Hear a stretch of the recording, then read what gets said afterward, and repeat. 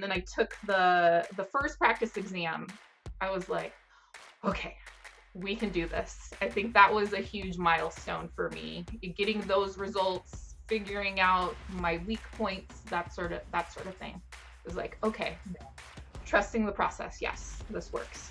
So my advice to students is that you have to complete the entire content, cover everything in a single go in one direction at least once before you circle back to stuff in order to consolidate it, right? When you start understanding concepts and I would start getting questions right, I was like, oh, this is kind of fun. I can do these problems, you know? Where's another one? Where's like a little bit of a different challenge? And I was like, who am I? 2 years ago, I would like barely peek and then like want to shut the book again and that sort of thing. And I was up for the challenge and was welcoming these questions.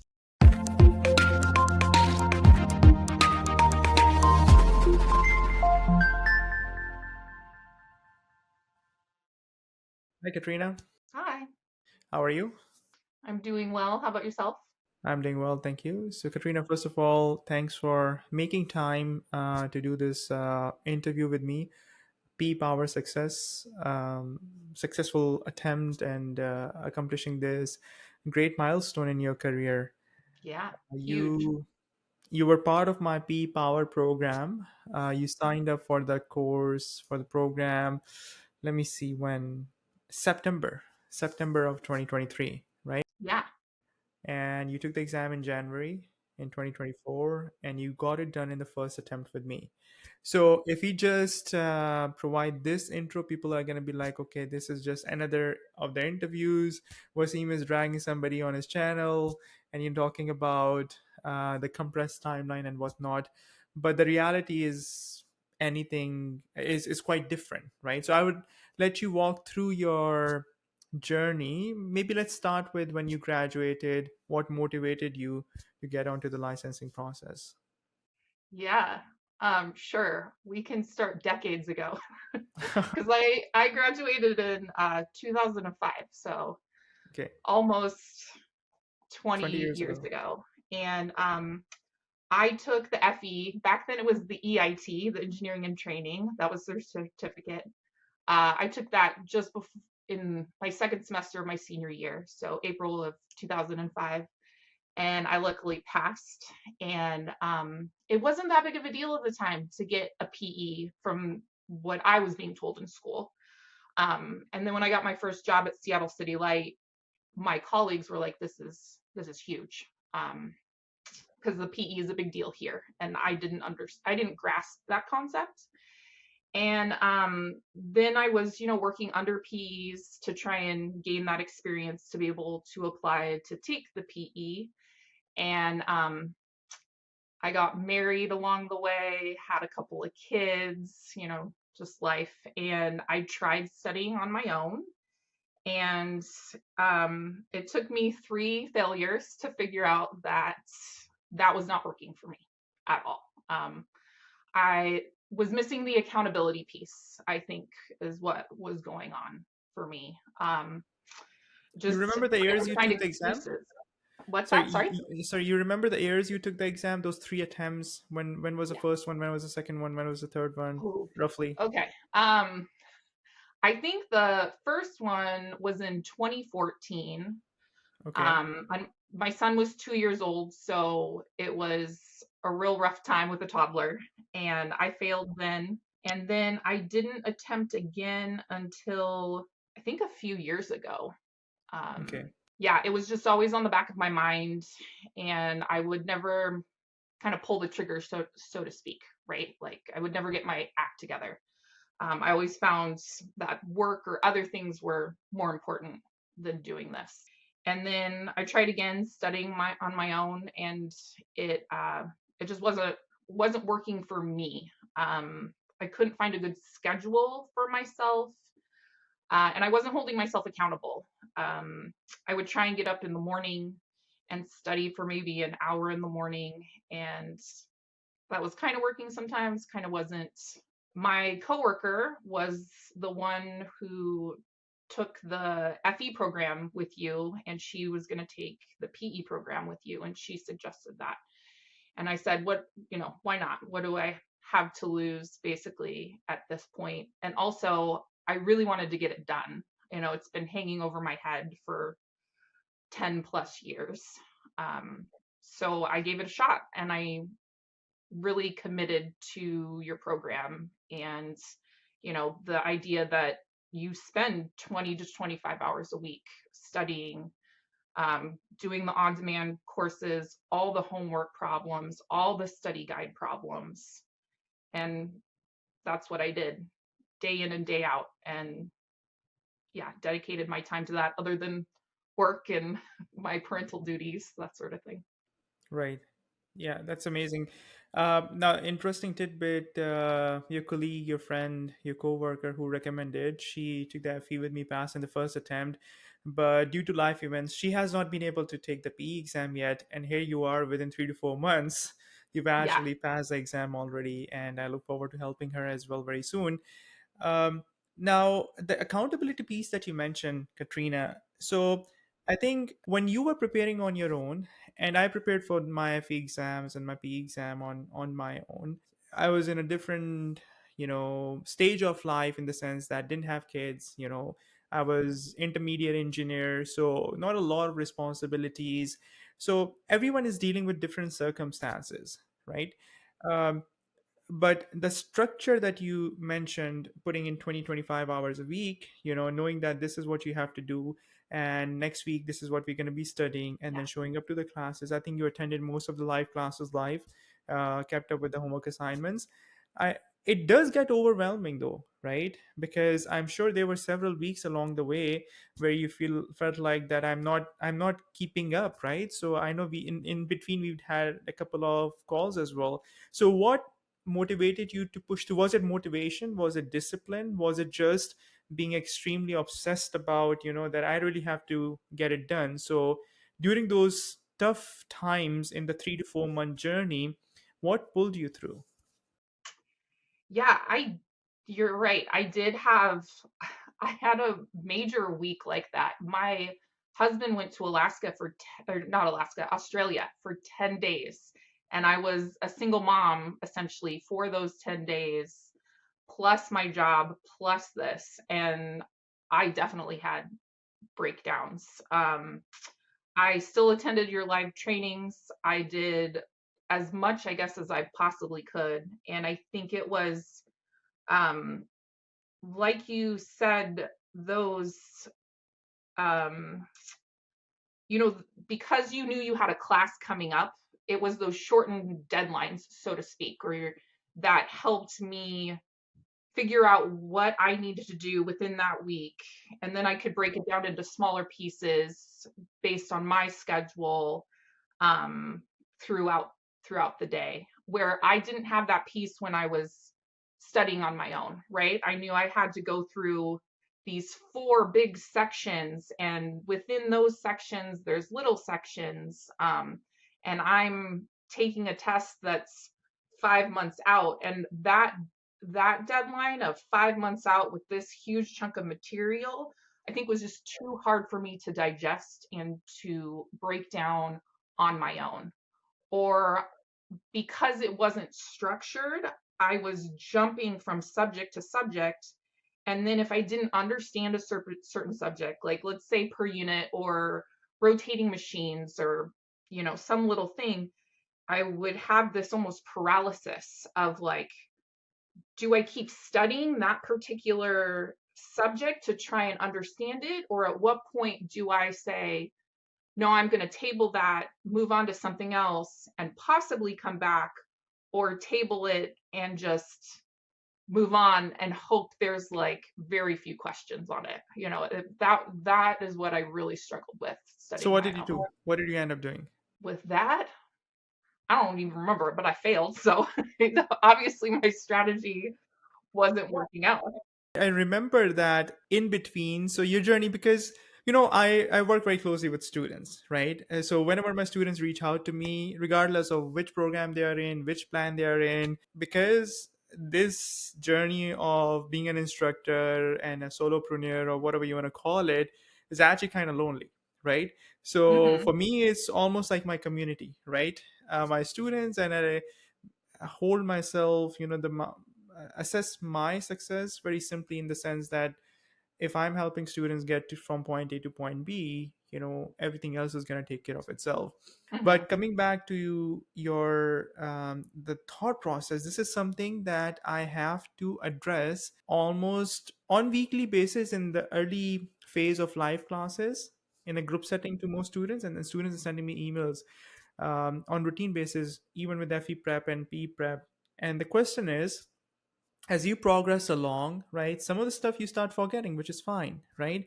And you second guess yourself that, okay, I'm halfway through, but stuff is not clicking, or maybe I'm forgetting. So, should I go back or should I move forward? So, my advice to students is that you have to complete the entire content, cover everything in a single go in one direction at least once before you circle back to stuff in order to consolidate it, right? Hmm.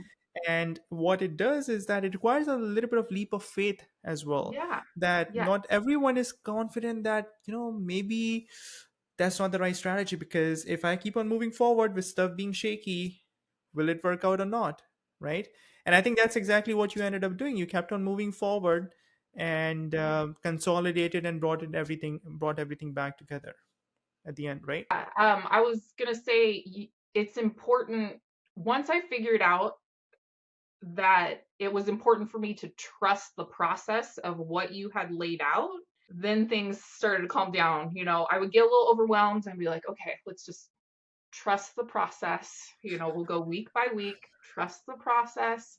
And I Yes. think once I hit the end of all the training and you have that like congratulations um, kind Right. of video for all the on demands, and then I took the first practice exam, I was like, okay, we can do this. I think that was a huge milestone for me. Getting those results, figuring out my weak points, that sort of thing. It was like, okay, trusting the process. Yes, this works. And I do remember, Katrina, you sending me an email, and I think that was probably 1.5 months before your exam. And the email title was something like, "Thank you." You hadn't taken the exam yet, you hadn't passed the exam yet, Yeah. but you sent me an email that this is the first time, Wasim, in my multi attempt scenario where I've taken a practice exam and I feel like I know what I'm doing, right? It was also like I have so much material that I've accumulated over the years that my coworkers who have passed have given me, where when I would flip through it and try and do it, it looked like Greek, looked like a foreign language. That was super overwhelming. And going through your process, if I wanted, I don't know, some more problems on per unit, again, that's an easy example to give. Um, it no longer looked like a foreign language. I was like, this is such a relief to me. Right. Right. And I think the other angle to that is we can take one of two routes on extremes, right? Hmm. And I lean more towards one route than the other route, and I'll explain briefly. One approach that students take, okay, which resource can help me prepare for questions that are going to be similar on exam, right? Students are hunting for these type of problems in FE mechanical, FE civil, FE electrical, all the other exams, right? Similarly, they're hunting for these type of problems, trying quiz banks and doing sample exams and practice exams and all of that stuff. In my assessment, that approach can potentially work for students who have just graduated and are taking FE exam. Okay, because subconsciously they may not even make this connection, but they have a decent theoretical foundation. So when they feel like they have taken 3 4 practice exams and passed the exam, what has basically happened is that their theory was already there, right? And they just took the practice exams. I'm not saying that some people like to get a kick out of it, and I've seen some comments on Reddit, hey, 1 week studied and passed, so they want probably people to clap for them, that they're the geniuses and whatnot. Maybe they are, I'm not saying they're not, but that's what's happening based on my assessment. Fast forward to PE exam. I highly doubt that anyone can pull off a PE exam with 1, 2, 3, 4 weeks of studying, right? There can be extreme scenarios where somebody has made the sole purpose of their life for those 4 weeks to study for the exam. Then that's a different ballgame. You're studying like 40, 60 hours a week, and then you still have to cover all the content. So my approach is that let's focus on the concepts. Let's build that foundation. Let's work through all the nitty gritty details, get to the nuts and bolts, right?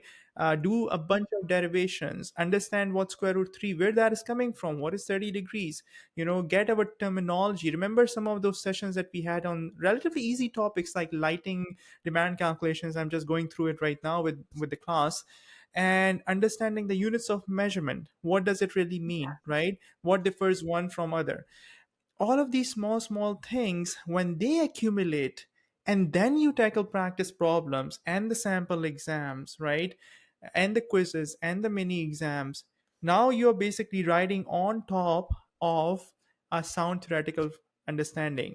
And bringing this point home, even as an instructor, to a lot of students is not very clear. It's not very easy, I should say.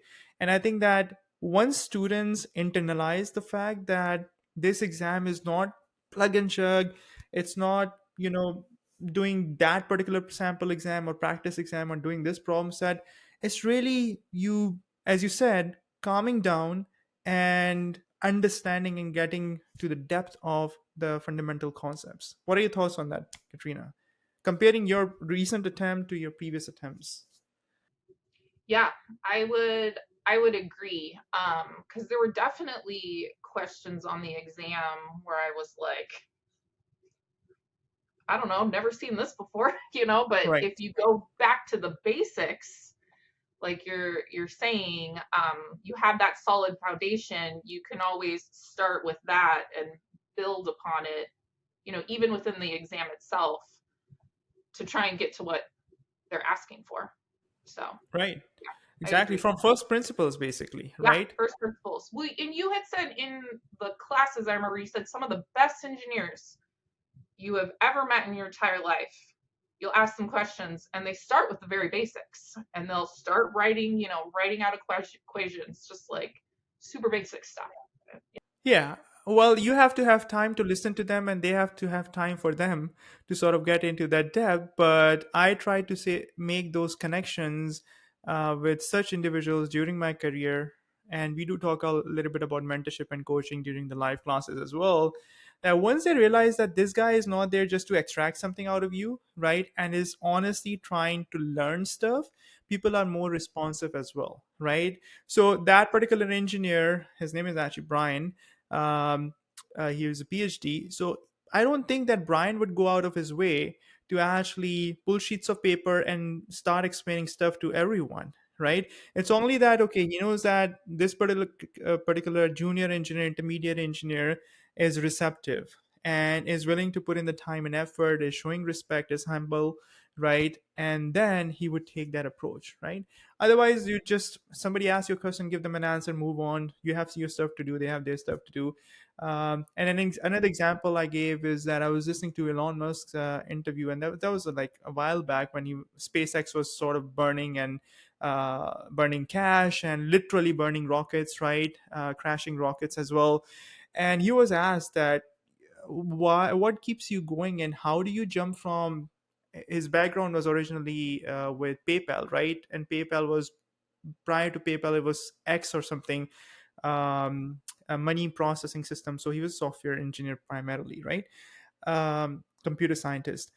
And then from there he went into Tesla and then SpaceX, all different industries. So how do you have the confidence to make those switches and be so successful? And his simple response was first principles. Literally he ended up literally reading books on rocket science. Okay, Oh, for SpaceX. So yeah. and this exam, in the grand scheme of things, to be honest, is quite fun to prepare for, Katrina. Now when you look back, and I'm not trying to romanticize it that it was all fun and games. It was obviously very difficult, but I think that kick that students get after achieving something that is so momentous, something so huge, something that is seems insurmountable, right? that confidence that you get out of it is just priceless. What are your thoughts on that? Yeah, I had some funny moments where when you start understanding concepts and I would start getting questions right, I was like, oh, this is kind of fun. I can do these problems, you know? Where's another one? Where's like a little bit of a different challenge? And I was like, who am I? You know, 2 years ago, I would like barely peek and then like want to shut the book again and that sort of thing. And I was up for the challenge and was welcoming these questions. And so it did get to be a little, dare I say, fun. That's such a weird word, I feel like, to place with this. But yeah, and now I'm like helping my coworkers who are, I guess, inspired to start studying too, that sort of thing. So it's great to be on the other side of it. That's impressive. And what a lot of my students tell me is that once they are over this hurdle, they have that self belief that now they can do bigger and better things, right? Yeah. So you hopefully got acknowledged and recognized at work. Hopefully that will translate into promotions, better projects, bonuses, open doors and opportunities for you down the road. And that PE next to your last name is just going to give you that additional confidence and credibility to do bigger and better things. So thanks a lot, Katrina, for your time. I really appreciate it. I hope viewers benefited from this journey. It's very interesting. To be honest, at the end of the day, when you try and analyze what went right in this attempt, I would say that the biggest element is the fact that you had the self belief.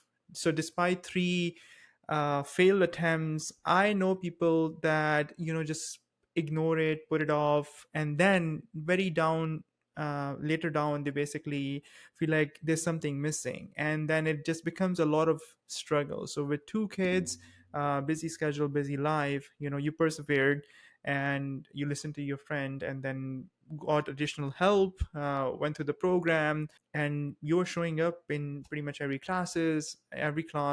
I could see the progression of your preparation, and ups and downs happen, get overwhelmed, but at the end of the day, it's that self-belief and staying consistent despite setbacks. That is essentially the summary of your story, which is extremely impressive, and that really comes from the mindset that you never gave up, right? So That I think is the biggest takeaway for me than anything else is my perseverance throughout this whole process. And failure is hard for anyone, I would say. For me, also failing and then being like, it's not the end of the world. I don't think less of myself. I'm in good health. My family is in good health. Trying to put it into perspective in the grand scheme of things was huge for me. And then that perseverance to go after this goal and make it again was huge. And I will keep that for the rest of my life. So yeah, that's a huge achievement. So thanks again for your time, Katrina, and I'm sure that great things await you in your career. So thanks a lot. If you like this video, then please don't forget to subscribe this channel. Feel free to ask me any questions in the comment section of this video below. You can find tons of stories of my FE Electrical and PE Power students over here. And if you want to learn more about preparation of these exams, then click here to learn more. Thanks for watching, and I'll see you soon in the next video.